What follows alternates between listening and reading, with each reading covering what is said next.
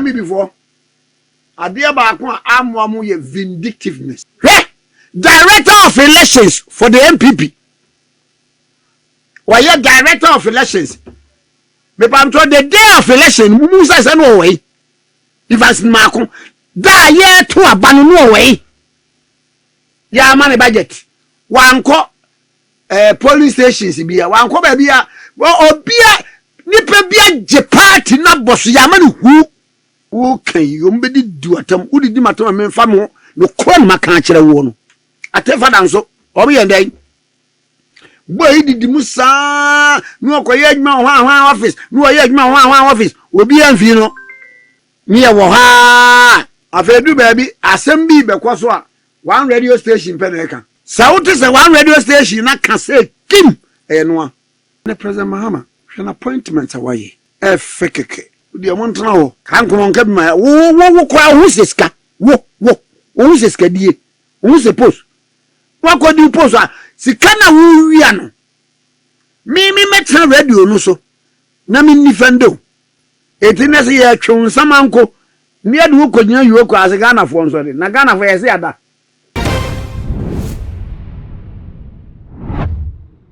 abusuya kwami nkumati kese ena ne wo afuye pa wo chese sa asem die eya na woda ne bisimtimu a na ne hukra yira ne ntanya de obeja aka ne eja aka chebe se wo so woda dwene ho a wonte ase se chairman wuntini wo kwa kodi wusika abra wa ban wo so na so wa ni oga na wo yi gold ni ade e de che na se ne waba na iyokofo efra se bra na adwuma wo ye ne bra na bi bo hu akonta wo frɛ se Ghana fo ensore ye sore sa no ye mra me ya wo de abusuya enye no ko a wo di bi e wo ma wo kire se eye owura NAPO ayi na enim se wo no na eye running mate edema Dr. Bawumia 2024 election no wo kire se ono kra po na se NAPO kra wo hye da support Dr. Bawumia eni edi bi wo ye e wo NPP amonye kodu abusia wo yem e ba hye ye pemu nchemu e na e ba bete ma mo akwa ba e de abatu magi eso we so first time ni a obi me subscribe to me so e de ama me ya kai sa wo de be o no be kan wo se ne be na upload ni tumpe wo ne first person ya won sa ebidi kan aka na musia masan ya kai wo se e too much multimedia college na smart ne amunu jumedi bro too much numbers no e ne go screen no as no betimi afa na ne edwomu empenifo e de nkomo bosume miensa classes no wo mo de ahehye so enti frɛ na enchemu wo bia wo mo emfa emma na busia se ebodi ewra ensem no mu dia ye kame ye hwa kame ye se NDC aben eba abanya so no na wo mo ye o madwene se wo mbetu kasa ahehye ene proye ase no nipa baako a wo mo de wo mani esine so ene chairman wutimi ene ye se eye ne ya chine ye chine dia na ne asan ya chine bi mane na se wo kopie mu oyokwa ho nsem nyina no eye Ghana fo enim se me ho ena Ghana fo mu sori o eba ya ene obehu ne mosquito call ene ade nyina e wo social media na busia asemi no e kasa kwame nkrumati kese ya odi ne dwuma e wo OKFM e de ensem bi atodwa e na wo kire se chama wuntimi e frɛ se Ghana fo ensori a wodadwe ne ho a wonte ase na abra na wodi ne sika no anye bia wone Ghana fo enedi ya na edi bia kwame nkrumati kese abuba wo kire se owura NAPO won hyeda ni se ono kwa wo so Dr. Bawumia busia mienkotie ensam no na ye maye ba na be di akire nkomo wakodi post a sika na wo wia no mi metra radio no so na mi nifendo etina se ya twon samanko mi ade wo kogyina yuo ko ase Ghana fo nso de na Ghana fo yesi ada boni nipa bi di on MPP 2024 running mate yenya no mi aminia Dr. Matthew Opoku Prempe you admit to for Opoku ware enye bia se Bawumia we ni a wode ni be kɔ biem na won fa ni nkɔ biem ena minia na Kofi Prempe wonu ye se ogina hwan ye chi NAPO wogina hwan ye chi Smart Gang update. Obi atese zo ogina wachi na me gina bi Smart Gang update. Na me ba cho mun se ye wura NAPO onka bi ba bia Bawumia ko bia ye hunu no wo ho adai oye den se no pese Ojina de ana wa free camp no kwanye bia no so ne ekọ yo no any running mate yo ana wo san koma ekoso nyina no mi pa cho yewura na pod na no atum da bi mi hu zo na no atum wow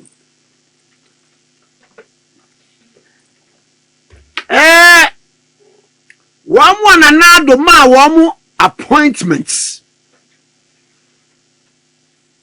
Na yewura Bawumia eye ne vice president no. Dudu wonu ahiru wamu gina. Michael Kwei junior lawyer. Ojina ma don kwa benya as parliament. Wasan eye free zones board. Wojina he pepacho yo fi grant aban wodidi mu pa yo fi grant wodidi Ghana ediebe Export Promotion Council the company say 0.7 Munkasa anamu de 8 years mu meye nanado so pa 8 mi ma obi post 8 years wonu nko na enidie nipa ni bo okra o ma o mu post no wo mu anka twa obo da mi am say de on de wa bre be amafo mu nim say onabo o say prempe CEO God former CEO God when is what chairman from 1 to from 5 nti onu kra de won de wa ye bi pa MPP mu de former MP for Institute kwa ma be poso me English language Smart Gang Update. bro for me tie nyina mu hia na mo fast dama no wo men kan so atukogu ni fie no oni Smart Gang Update. nyansa minim no o contribute pa wo mu de wo mu aye wo mu de awi wo mu ananado eya wo mu regional ministers no ba kwa wo fetwo aye no de asa ginam or say kwabara o chida kwa na de munyina maye di ehi na mo ba chambese etemonka former Greater Accra regional minister what they say there be an quote kwale say choko interior wa mu yi ni bo ho say kim no yewra ni quote engrofo bi saw say MBP for no aspirants nipa num no wan ye ntoma no ayiro me pacho central regional minister no so ye hwan nipa nasem ba me ya ba ko pa ye kwa me na Duncan edi ben fie be du da bia what peace no oto nwum no oto nofo ho nwum ni ade kwa do ba ya wa ye no regional minister kura so bibia ni muni budget na o ma kwa me na Duncan regional minister wadi ma no and the first time was aje na ade on regional minister nipa he was treated unfairly mamenka edie kwa me na Duncan first time regional minister no bibi animu nyam shekeke because ye nya budget ma me so ba mam regional minister the farmer me central regional metropolitan authority boss bibi anim ba waje but what asu ye adwuma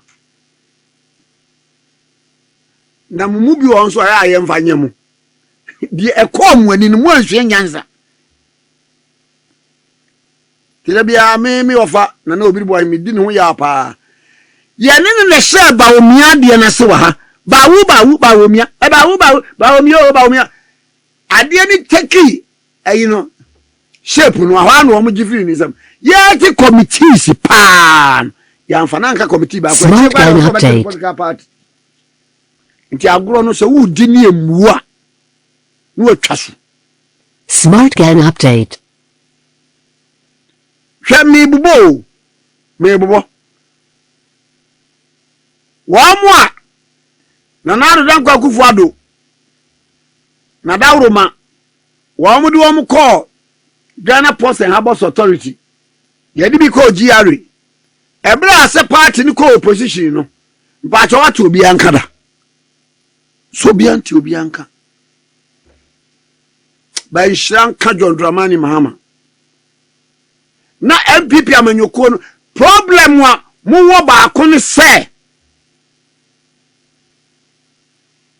party ni nyina na eye campaign kwato abade na nado ba ye ewie ya enipa be num pe na eye appointment obi enkobu obi ani nipa num o hwa ha ye se obo boss ta ye se ai we boy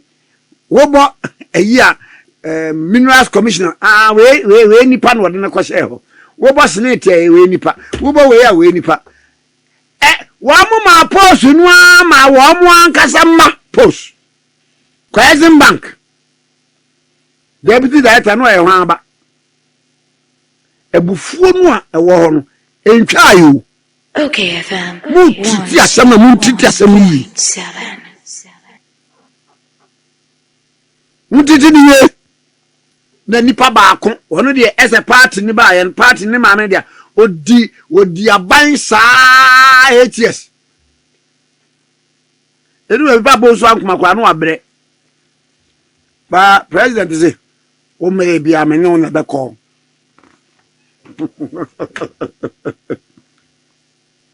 mama wo ba ehwe post no wa cham obi bi enura me ni operi aboatinja edi nkomo no mutie wa nam se na wa ma wodi ewo mu se wa support Smart Gang Update. John Dramani Mahama bo ba yi wa se ye de mia to board so Smart Gang Update. emi before ade ba ko amoamu ye vindictiveness metemena na nyadwuma oni mafa mo de baba central force kwa me nko oni afa onka bi ma ye fa se kwa me fu madwuma na awahi John Dramani Mahama enu ya botinja nenu muto ko si wo de meto board so mi wa no kwabena dofo ye ni di nkomo be 2 million e wa ha se Mahama ba ontimi nwe ni power ma NDC ene wa be wele wa mo ye ya wie ya na ye John Dramani Mahama no they buried their differences and o mo shase so mo ye campaign na openi ya botinje gina mu ye campaign sa ene boy se wa NDC mu no dudu onu a ya so to mo nyina na nyina na adoa Director of Elections for the MPP why Director of Elections me pam to the day of election musa say no way if as mako da ye to abanu no way ya man budget wanko police stations bia wanko ba bia obia nipa bia je party na boss ya man hu alai enne muna monye sika wo mu a obi akotena ne fia wo didie no ena so na atifie no na yenko kan na no semutie Kofi Akpalu ye kire no case ye de bo no a mu di MPP animu pa for the last 8 years mutimu odin papa Kwame Nkrumah be bia onka bi maye Okay FM 101.7 Mutam contract 1.9 million se Kofi Apreku nkoye Akpalu Kofi Akpalu no watu no watu no letters we ni mu dia wono na wa sopra niema eco voter region mufiri wa muni made amusa ye masa tam contract afele Kofi Akpalu asa dane low contractor watu ya accountant na mu nkrofo obre me say Smart Gang Update. What they say Atefa danso former Smart Gang Update. Relations. Actually, kwa no ma Jeffrey ninsam. Wa ma Jeffrey ninsam no woman ye boy si hwe we are ne apamo ende ehwe MPP no adane nkwala dane nkwala wo kan yombedi duatam udidi matam memfa mo no kon maka kire wo no atefa danso obo yendai boy didi musa no okoye adwuma ho office no oye adwuma ho office obi anfi no we yendai enti atefa danso pa no wo ye no Deputy Forestry Commission a boss one anka yede say John wu ye de amokofa ne ba ho no campaign time mu say waboa obi da we see campaign platform so da make Forestry Commission enfie motwe Petroleum Commission nipa ba akofo wotena ho didis miwa ye whole campaign ground bi ada abufuo ne bi na make kan kire wo no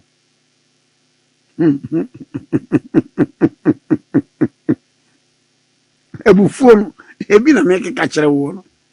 timi yi appointment no e bedu ba bi aye type ne yi nipa kuro di ne ye foforo ahye na do na a pencil se mirekuduka emeye deputy Lansen forestry minister na waka kire boy si se mon kan kire no se mi hia wo mu nyina wuri so wo manka na mirekuduka sabra wo mu lunch mine na de be wo so wote no office na bibi se wanko okodu wa president wie program yi a wo cheche e ba na and what chair and some. No, say, do you know I'm meeting you the deputy minister business at 2 o'clock? No, say, president, but you'll be anchored to be my enemy. No, okay, Aquabi and the new job be and the president say, so more na mane. Now them trick I know am yeah. Smart Gang update. What say, president, the entire man was one poor nature's what me nipa be show. Boni nipa bi di yon na nipa ni nyinanim tiru be bit mi ya appointment na nipa bi no wote wo ya appointment na was scan president you know what the team so no ma publish it mi ya wo ha afedu baby asem bi be kwaso a one radio station pe na eka South is a one radio station na can say Kim Enwa. The President Mahama. An appointment away. Fekeke. The amount now. Can't come on, my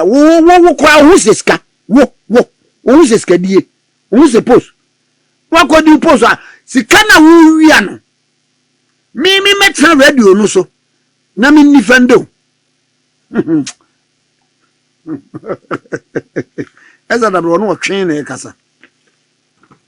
Okay, 101.7 so ndi engomo we ho